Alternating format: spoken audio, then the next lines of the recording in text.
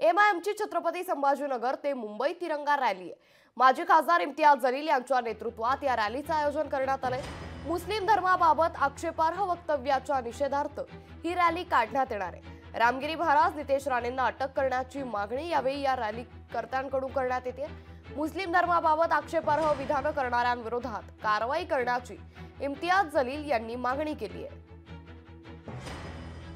त्यामुळे मोठी बातमी आता समोर येते। छत्रपती संभाजीनगर ते मुंबई अशी एमआयएमची रॅली निघणार आहे। माजी खासदार इम्तियाज जलील यांच्या नेतृत्वात या रॅलीचं आयोजन करण्यात आलंय। तर मुस्लिम धर्माबाबत आक्षेपार्ह वक्तव्याच्या निषेधार्थ या रॅलीचं आयोजन करण्यात आलंय। रामगिरी महाराज नितेश राणेंना अटक करण्याची मागणी यावेळी करण्यात येते। मुस्लिम धर्माबाबत आक्षेपार्ह विधान करणाऱ्यांविरोधात कारवाई करण्याची माजी खासदार इम्तियाज जलील यांनी मागणी केली आहे।